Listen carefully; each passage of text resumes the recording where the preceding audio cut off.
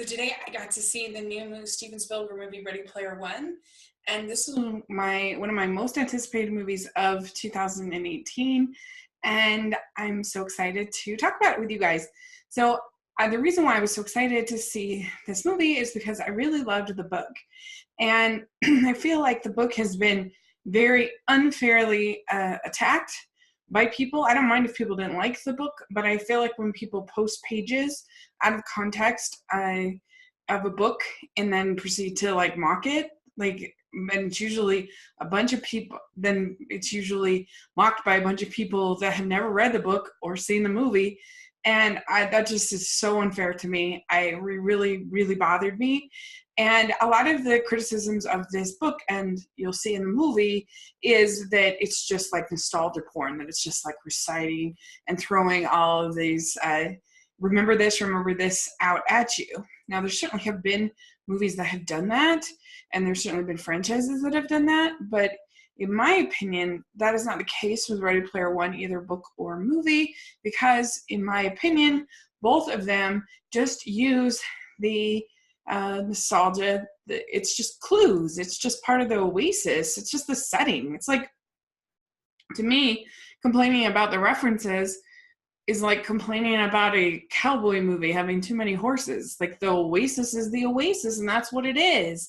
And I actually kind of forget about the references pretty quickly into this movie because I'm not really concerned about them. I actually think it's kind of a superficial reading of this story. I think it's the characters of Wade and Artemis and H and everybody else that is what gives it it's the motivation for the story, and it's what makes it interesting. And in the book especially, like, you really get to see Wade grow as a person, and as he solves one clue after one clue after one clue, and he's definitely kind of, I think, smarter in the book than he is here. And I don't know, you also have like a more menacing villain in the book. That's one of the big changes, is that they definitely make the villain more of like just sort of an over-the-top silly villain. There's a lot more humor in this than in the book, and that's fine. I'm fine with that. I don't have a problem. No, basically the story is, for Ready Player One, is there's this thing called the Oasis. That's this virtual reality video game, and that's like super popular. It's taking over the world. And in the book, like, it's actually used for a lot of functional purposes, which I think is really interesting. Like, it's not just for fun, but like, it's actually used to teach kids. And, you know, so like a little kid can like go to all these places and experience all these things. And they have a little bit of that where they say you can like go surfing, you can do it, but it's just more of like a very useful tool, not just a game, as is seen here. But anyway, so here it's this thing, the Oasis. It's a way to escape because they're living in this dystopian world, and I normally hate dystopian books and movies. And one of the things I really liked about this book is that it was very positive, and the lead character was very positive. I mean, he is interested in Artemis in the book because she's one of the only people who doesn't use one of sort of the sexed up avatars in her avatars. She uses like a realistic avatar. And so that's very attractive to him in this female character. And I really like that. Mace, who is like, he's like a mechanic, an engineer kind of, and I really like his character, her character, really good. He's the one that's designed, he can fix all these things, and he's designed this Iron Giant. And there were some people that complained that the Iron Giant was too like ferocious from the trailer, but like, it's not actually the Iron Giant. It's his version of the Iron Giant that he designed. So like, it makes sense in the story. Anyway, so there's this Oasis, and it's all made by this guy named James Halliday, who wants to bequeath it to somebody who is worthy of that. And so he's set up these Easter eggs with all of these clues, and you have to kind of go back into his life and find out what where the clues are. And it's not about like figuring out the clues as far as pop culture knowledge. It's actually like figuring out the clues as far as what made James Halliday who he was. And so Wade learns as a person to be a better person, and to even to Wade becomes a better person as he solves each clue. And him and Artemis and Ace work together, and it's just a really, really, really enjoyable mystery. And sometimes these YA stories and these YA books are so cynical and so depressing, and just about characters that are just kind of I don't know, just about worlds that have kind of given up, and about characters that have kind of given up and are just very, very like just awful. I hate them. I did not like the Hunger Games. I haven't seen the movies. I just saw the first movie, didn't like it, but I hated the books. I just have not been a fan of Maze Runner at all, books or movies. I didn't like The Fifth Wave. This is a story that actually has a lot of hope in it, and a lot of loyalty and friendship and love, and what love really means, and taking advantage of the opportunities that come your way, not letting them pass you by.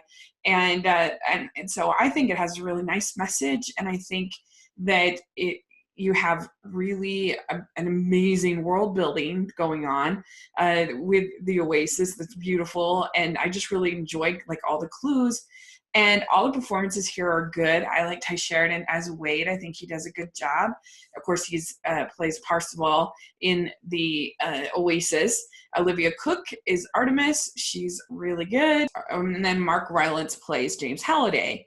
And some people have complained that, like, why don't they have more female-related clues in the Oasis?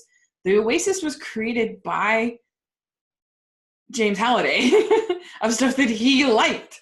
It wouldn't make sense. Like, he created this puzzle for things that he liked. It's not like Lego. It's not like the Lego world where there's like Cloud Cuckoo Land or whatever. Like, it's not trying to represent everybody. It's just what James Halliday liked. Like, that's ridiculous to me. But anyway, and so Mark Rylance is really effective, I think, as James Halliday, as this sort of a nerdy character that's really quiet and shy and things. There are some characters that like Dido and some other characters that we don't get to see until very, very late in the story, and I would have liked to have seen them sooner personally. And some of the other characters, and a show is a Gunter that I would have liked to have seen earlier, both for the diversity and also just for more, like, I just would have liked to have seen them earlier in the story. But it's just so entertaining to watch. It's so fun to watch. I love like them finding all the clues and the things that they learn. And like I said, the world building was amazing. The music, the soundtrack was incredible. Alan Silvestri's score is great. I'm definitely going to buy it. And all in all, it's just one of my favorite movies of the year for sure, and one that I think the whole family can go to. There's a few scary moments, and there's a section where they kind of go into The Shining that might be a little confusing for kids because they've hopefully never seen The Shining, and there's some mature content there. But I think they'll love it. I think they'll have a blast, and I did see it in 3D IMAX. And it's a little overwhelming. I think I'm not the biggest 3D fan, but it is kind of cool to be in the Oasis in 3D. So I think you can take it or leave it depending on your preference. But it's just a really good movie. I loved it. I thought it was a super fun time. And so I recommend you go see it too. And let me know what you thought of the book and what do you think of the movie. If you want to listen to the book, you should check out on Audible. They have Will Wheaton doing the audiobook, and it's really good. So I love the book. The book I would give like an A to. I think it is one of the best YA books in a long time. But the movie I would give like an A- to, just for a few little things. But I really liked it a lot. It's really good. So let me know what you think. And I certainly like it much better than any Steven Spielberg film we've had in a long, long time. So that's really cool. And anyway, and thanks so much. Please subscribe to my channel, and I'll talk to you later. Bye.